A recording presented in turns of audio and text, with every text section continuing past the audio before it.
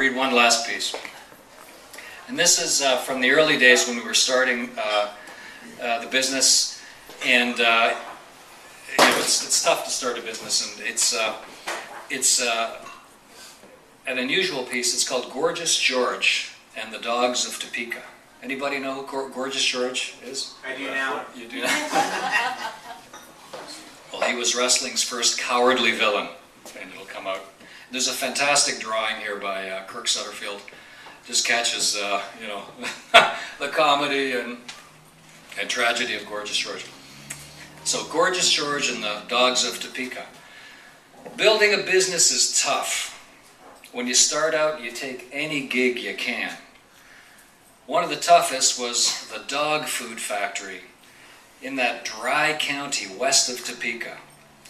On a hot, humid summer morning, we drove the rental car out of the airport, bummed out, bleary-eyed, questioning ourselves.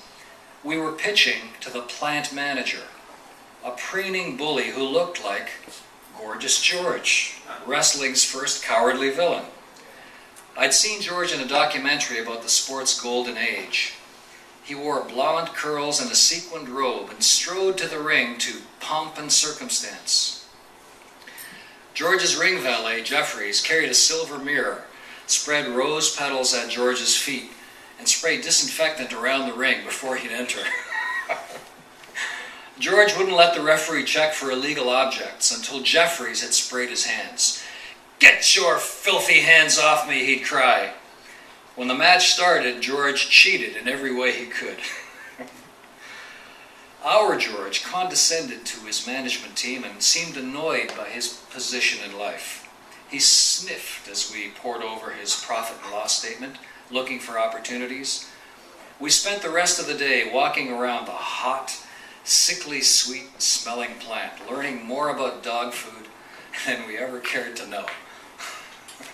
Their number one product was pizzle sticks, made from, quote, 100% bull penis, a real meaty snack. The bull penises were braided, dried, and smoked for flavor. Everybody in the plant seemed downhearted, and I couldn't blame them. That night we had catfish and Coca-Cola in the only restaurant in town. The waitress and the fry cook were kindly people who joked and laughed in a good, clean way. Life's hard, they seemed to be saying. We'll just have to do our best. We passed a greyhound track on the way back to our motel. I wondered if the greyhounds enjoyed pizzle sticks. I knew that once their racing days were over, greyhounds had it tough too. Gorgeous George lost to Whipper Billy Watson in March 1959 at Maple Leaf Gardens.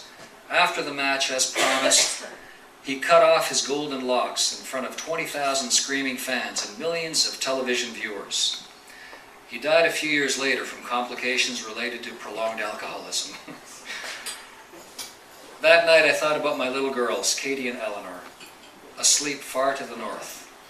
I walked out past the motel parking lot, past Arby's and Taco Bell, out toward the great prairie. The sun had set, leaving an orange, pink, and purple stain. It was still hot and humid. I could hear the roar of the highway and of the Greyhound track.